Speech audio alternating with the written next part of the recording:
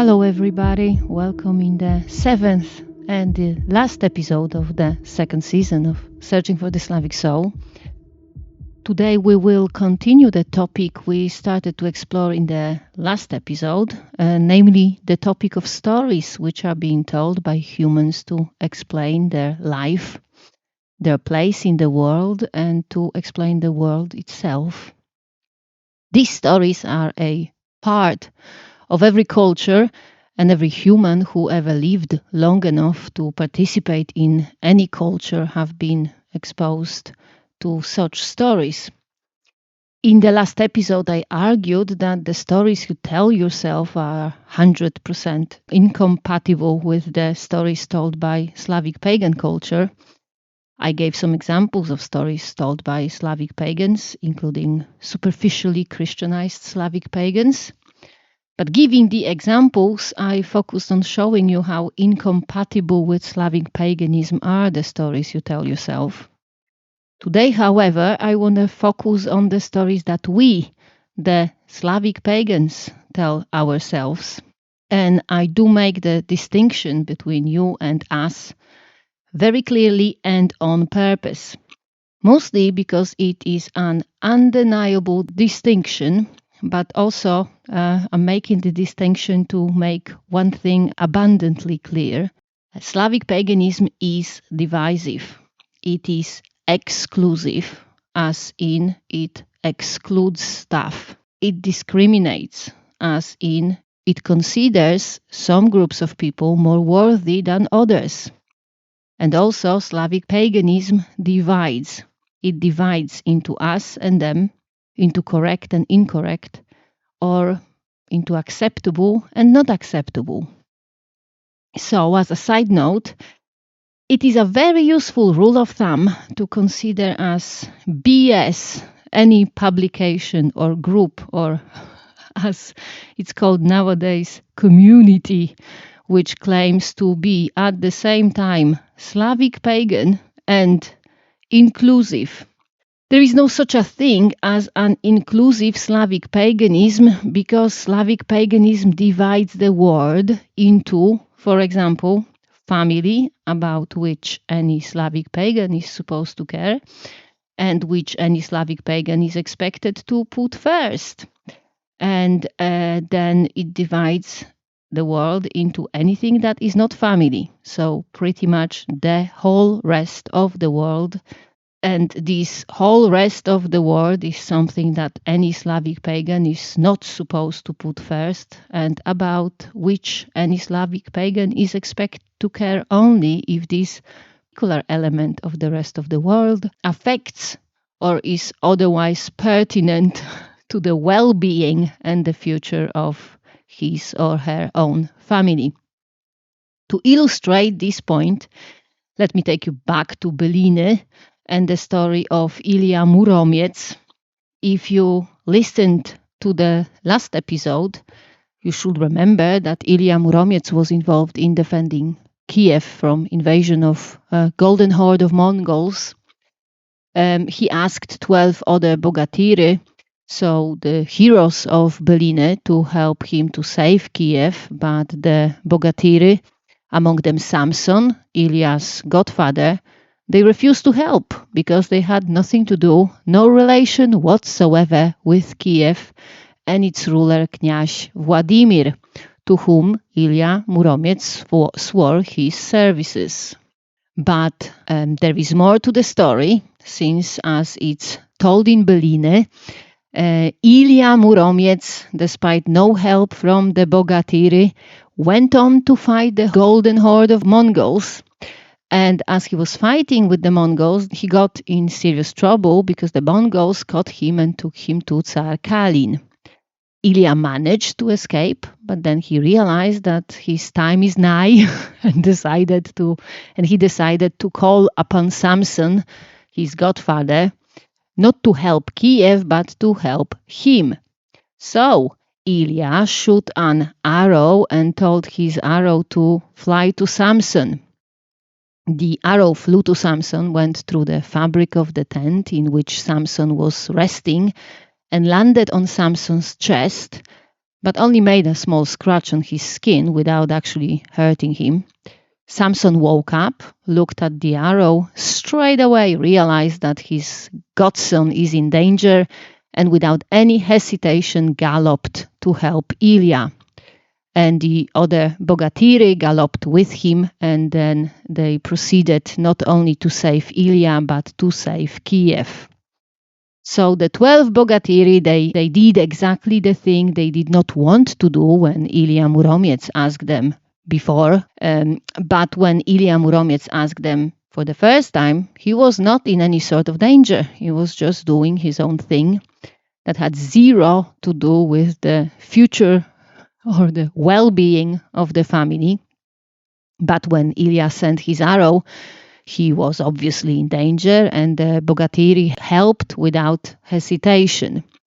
Because for Bogatiri, Samson was their brother, and Ilya was a godson of Samson. So because Ilya's life was in danger, through that, the cause of Kiev suddenly went from the category of the rest of the world to the category of family matter. And by the way, this point of view that discriminates against and excludes not family is the very reason why Slavic paganism does not scale up above the level of a tribe. There are whole books written about failed Slavic pagan states in early medieval ages, so I will not be elaborating on this topic today.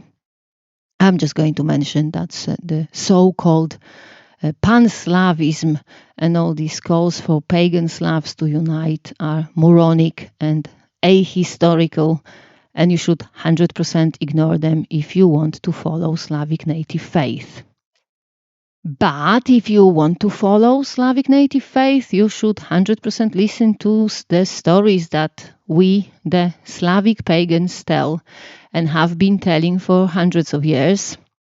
The Russian Byliny are such stories, although they are, of course, not the only ones, but still I have neither time nor place here to present all the stories of Slavic paganism, so I made an executive decision to refer to Byliny, particularly to the Kiev cycle of Byliny, because Ilya Muromiec is one of the heroes in them. Obviously, there are other heroes in Byliny, but I focus on Ilya Muromiec because he suffered a serious case of failure to thrive, which, in my opinion, is very relevant for aspiring modern Slavic pagans, particularly in the West. As the story goes, for the first 30 years of his life, Ilya Muromiec could not do shit. He literally would sit in the house while his parents and his siblings worked in the field. It is said that he could use neither hand nor feet, but he could speak, and obviously must have been able to eat and fulfill other physiological needs. It is incomprehensible to anyone familiar with Slavic tradition why his parents continued to provide for him and did not, like any respectable Slavic pagan parents, why they didn't put Ilya through appropriate anti-demonic ritual to get rid of demons that made Ilya so lazy and useless. It is simply incomprehensible why these parents, Ilya's parents, why they uncritically believed what their son claimed to be, why they, for 30 years, continued to enable his deluded, self-proclaimed state of disability, instead of seeing who he really is and push him to become who he was meant to be. But the fact that it is incomprehensible seems to be the point of this story, because any story preserved by generations in purely oral tradition is an important story, making an important point that is very relevant to the culture on which this story is a part. So, Ilya's parents had several children, and all the children, with exception of Ilya, had to work and contribute to providing for the family. It is not explained why Ilya was allowed to remain a freeloader for 30 years, but it is very clearly explained what made him move his ass and do something constructive with his life. And actually it's not what, but who. It was Dziady, the wandering beggars, the disabled singers of heroic songs who, by the way, were the composers and the singers of Byliny. If you read the translations on Witia substack, you know who Dziady were and what was their importance in Slavic tradition. And if you don't, then go and read the translation of an interview with Piotr Grabowski, where the topic was discussed. Or alternatively, you can listen to the episode number 10 of the season 1, Searching for the Slavic Soul, where towards the end I discussed briefly the position of Dziady in the Slavic tradition. As to Ilya Muromiec, for the first 30 years of his life, he was, like many of you are, a total and complete freeloader, enabled by his family, including his father Ivan. And then, one day, when the useless and lazy Ilya was sitting in his home, while the rest of his family was working hard to support his utter indolence, a couple of wandering Dziady called him out on his BS and told him to get up to receive them properly. It is said that both Dziady were lame, old and unable to work. But we do know that Dziady were very often blind, which according to Slavic beliefs made them more able to see the true nature of things. Additionally, in the story of Ilya Muromiec, it is said that the Dziady did recognize Ilya BS before they even looked at him, because initially they talked to him through closed door. So, basically, lame or blind bearers of Slavic tradition saw through Ilya BS and told him to follow a truly ancient Slavic tradition of hospitality, which is what made Ilya move his ass. What more, after Ilya got up and let them in, they requested that he follows a very important custom of Slavic hospitality, which is to offer them a drink. And Ilya gave them mead. They drank and then told Ilya to drink the mead too, and this is when he got his superpowers. So basically, all a Slav has to do to stop being a pitiful and useless freeloader is to follow the Slavic tradition. Everything else, including the superpower-giving mead, already have. You just need to bloody use it instead of just sitting there and parasitize on your family. Another important lesson from Ilya Muromiec is told in the story of 3 roads by the burning stone, on which there was written on this burning stone that following one of the road will lead to getting killed, following the second will lead to getting married, and following the third will lead to getting rich. And the absolutely beautiful thing is that Ilya, at this stage of the story, fully fledged Slavic hero, choose the road that led to getting killed, which is just such a simple way of showing what's important in the Slavic tradition. It is important to live a life, not an illusion or a dream, because the one and only 100% universal thing that you have to be in order to get killed is to be alive. The only road that ends in death, is the road of life. If the goal at the end of the road you choose, is to get married, you are not living. If the goal at the end of the road you choose is to get rich, you are also not living.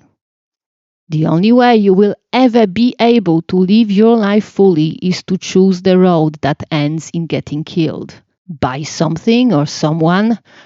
It's not specified on the burning stone because it really does not matter. Like the Slavic hero Ilya Muromiec, take the road that leads to getting killed because this is the only way you can take the road of living. By the way, Ilya did not get killed after he followed the road which claimed to lead to getting killed. On this road, he encountered 40,000 robbers, whom he killed, every single one of them. And the coolest thing he did after, he went back to the burning stone and he corrected the line where it was written that following this road will lead to getting killed. He corrected the line and wrote that following this road will not lead to getting killed.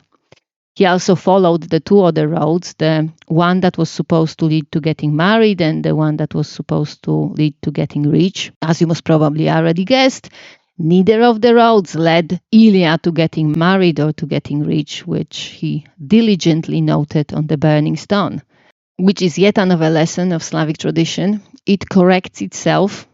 At some point, something could have led to something certain, but at some point, for example, after an intervention from a Slavic hero, stripped of his freeloading tendencies by the bearers of Slavic tradition, after such intervention, this something stopped leading to this certain outcome. And after this change of outcome, Slavic tradition diligently corrects itself, even if it's carved in a stone, and not just a regular stone, but a burning one. If you read Byliny, which I recommend every aspiring Slavic pagan to do, you will also learn a lot about the Slavic view of asking gods for help, which essentially is, unless you are a Dziad and interacting with the gods is in your job description, you only do it when it's absolutely necessary. This view is also expressed in nearly universal Slavic proverb, which goes Jak trwoga to do Boga, which means that you reach to God only when in fear or in desperation. Despite the heroic status of Bogatыri, despite clear favor that gods show them by showering them with superpowers, gods seem to be quite unbothered about helping Bogatыri in their struggles. And Bogatыri also do not seem to be very keen on asking gods for help. In the oldest cycles of Byliny, pretty much the only help Bogatыri get is help from their family, from other Bogatыri, as well as, last but not least, help from their horses or other animals, which obviously represent protective spirits. From time to time, help is given by Dziady, who share their wisdom with the heroes of Byliny, but help is not given by gods. What more, gods do not speak to Bogatыri, most certainly not directly. They might be a prophetic dream, usually dreamed by a wife or a mother, and this dream warns the hero about some upcoming danger, but that's pretty much it.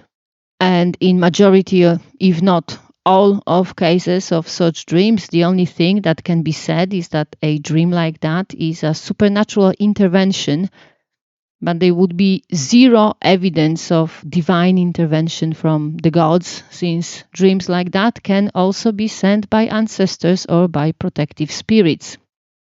So if you ever think that a Slavic god is talking to you, you can rest assured that it is 100% a delusion which you must not entertain, because if Slavic gods did not speak to Bogatыri, they most certainly will not be speaking to you. And this is how we get to the basics of how a Slavic pagan should relate to Slavic gods, which is a topic I have been promising to discuss since, I think, 2 episodes ago. And the basics are your relation to Slavic gods should be exclusively unilateral, with you worshipping them and not expecting absolutely anything in return. Slavic gods do not love you, do not care about you, and have zero need of altars, temples, or whatever you Christianized morons think they need. There is a very good reason why in the most famous Slavic pagan temple in Arkona, only the żercas were allowed to enter the space in which the statue of Świętowit stood. And even żercas could not breathe in the presence of Świętowit. There is also a very good reason why after the fall of the temple of Trzygłów in Wolin, the statue of Trzygłów, which was saved from the temple, was kept inside of a trunk of a large tree, wrapped in a blanket, and nobody was allowed to see it. The only form of worship that was allowed was from, as Ebo described it, a prudent distance, and sacrifices were made through a small hole in the trunk of the tree. And now, the description of the temple in Arcona, written down by Saxo Grammaticus in Gesta Danorum in the 12th century, is the longest known text about the beliefs of the pre-Christian pagan Slavs. Life of Saint Otto, written by Ebo, also in the 12th century. This is the text in which there is the description of the way the statue of Trzygłów was hidden. These texts are the original sources written by people who actually were present when the cult of Slavic gods was taking place. These chronicles literally walk among the pre-Christian pagan Slavs. They talked to them. They saw them with their very eyes. And they are telling us that pre-Christian pagan Slavs did not worship the Slavic gods in their houses, that they could not touch the statues of Slavic gods, that even žercas, whose job description was to interact with the Slavic gods, that even žercas could not breathe in the same space where a statue of one of the Slavic gods stood. And you morons, claiming to follow Slavic native faith, you build altars for Slavic gods in your bloody front room. You put statues of Slavic gods on these altars and then put the pictures of these altars and these statues on bloody Instagram. I do not even have words to describe the abysmal levels of your Christianized delusion. What's wrong with you people? How can you be so stupid? How can you be so ignorant? Both Ebo and Saxo's chronicles, translated into English, are available for free online. You can read these texts on bloody Wikipedia. I mean, there is no way you can have anything to do with Slavic paganism and not have read these sources. Yet, you act like you either have not read them or have not understood what you read.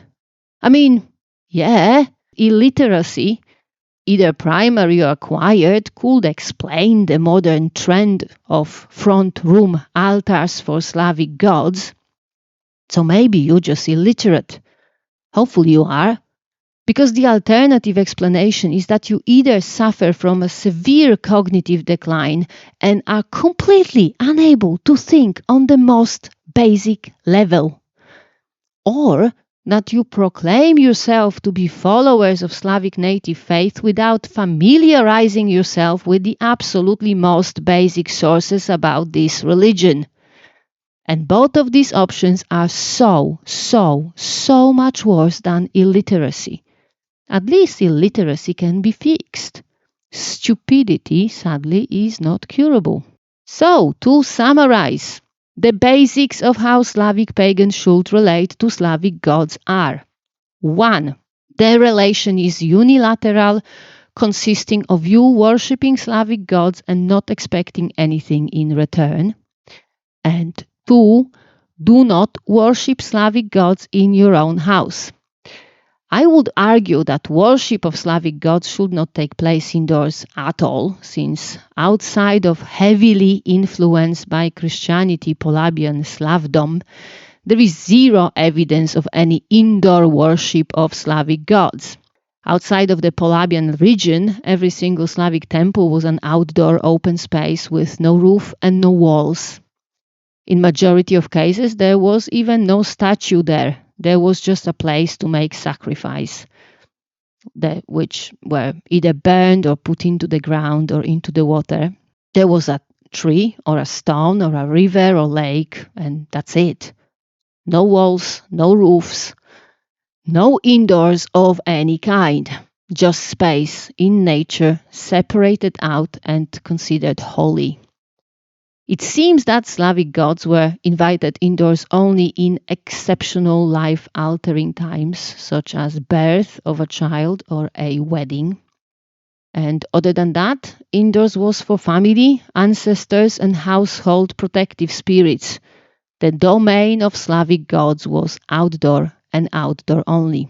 If you read the translation of Witia substack, you also already know that, which is the third point on the list of the basics of worship of Slavic gods.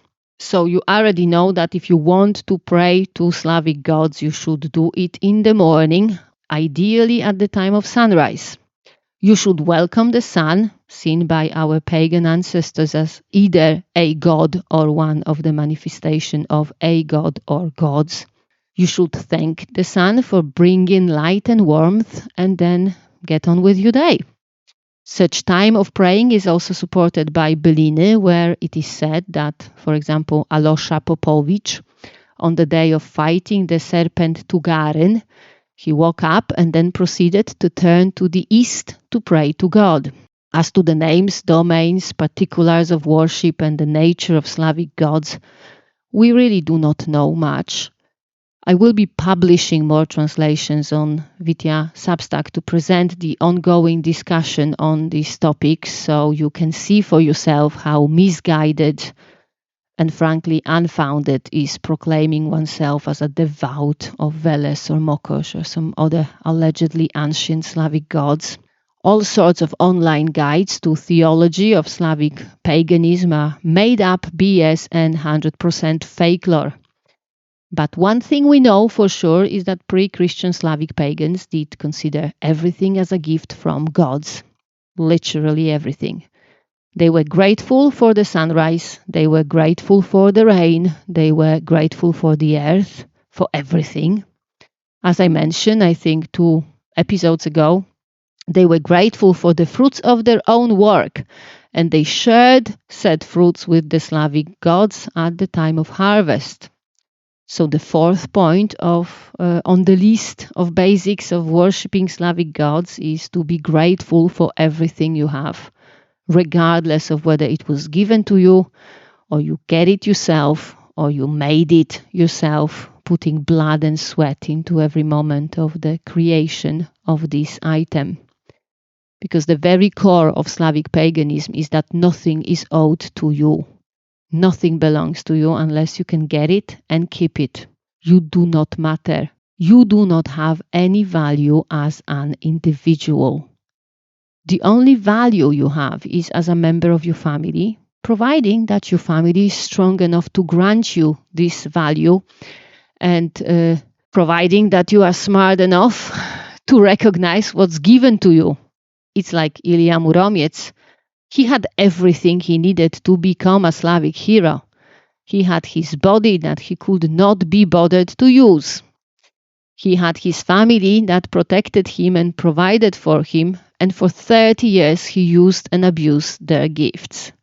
The mead that gave him his superpowers, it was there the whole time. He just could not be bothered to get up from his ass and drink it.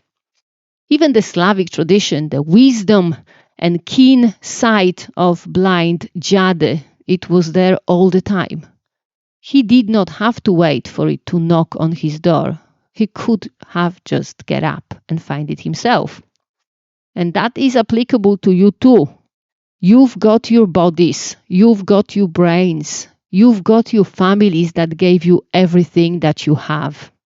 You can use your bodies and brains to go and find the Slavic tradition, to follow the road that ends in getting killed, to actually go out and live your life. But you choose to fool yourself, like the freeloader Ilya, you choose to believe and to make others believe that you can do stuff, that your life can be lived without any effort, without any fight or struggle, that you deserve things to be given to you, that you deserve to be a parasite on your family, that you can follow a road that ends in marriage or getting rich, and that anything else is some sort of injustice. Still, the stories that we, the Slavic pagans, tell ourselves, these stories tell you that it's never too late, that you can get up, let the Dziad in, offer them mead and get you superpowers. It's all within your reach. Ilya Muromiec was a very old bogatyr. To give you a comparison, Wołch Wsiesławiewicz, the most famous of Bogatyri, had a drużyna of 29 heroes by the time he was 15 years old. Alosha Popovich, another bogatyr from the Kiev cycle of Byliny, he could ride a horse and use various weapons literally just after he was born. So, as you see, Ilya was a really, really late bloomer. But he did bloom and he did thrive, and the story of his life has been told for hundreds of years. And you will bloom and you will thrive too. All you have to do is to let the wisdom of the Slavic tradition under your roof. And with this, hopefully, optimistic thought, I will leave you to go out and find the road of your life. Today's episode is the last episode of the second season of Searching for the Slavic Soul, so there will not be any homework for you, other than practicing what you learned so far. Get rid of your ego. Stop thinking about yourself as about someone important and of value. Instead, find your depth in time, your family, your bloodline, and make sure you make it stronger for the next generations. Venerate your ancestors, cherish every member of your family, give your family all you have, and then find even more to give. Get rid of the malevolent demons that penetrated every aspect of your life. Build a defense system to keep the malevolent demons away from you and your family. Do your best to find your Dola and align yourself with her. Worship Slavic gods outdoors. Pray to them when the sun is rising and be grateful for everything. For everything they give you and everything they do not take away from you. And that's it. That is the basics of Slavic native faith. Those are your roots. Do with them whatever you want. As to the podcast, I am going to take a break for a couple of months and we'll be back with the season 3 somewhere around March next year. The third season will be a several episode long summary of Kazimierz Moszyński, Kultura duchowa Słowian. So the spiritual culture of the Slavs. It's a publication that's widely regarded as a foundational text in Slavic studies, particularly in studies of Slavic beliefs and traditions. I might or might not translate some fragments of this book, but the 2 tomes about the spiritual culture of Slavs are like 1700 plus pages altogether. So obviously it's too much for me to translate. But I am planning to be thorough in summarizing it, so hopefully you will get the benefit of this amazing source. The break I'm going to take will be only a break in podcasting. I am planning to publish translation on Witia substack, so do subscribe. The subscription is and will be always for free, although I am very grateful for your pledges to support Witia substack. It does mean a lot. So that is for today and for the next couple of months. Thank you for listening, and we will speak again in a couple of months in the season 3 of Searching for the Slavic Soul. Sława.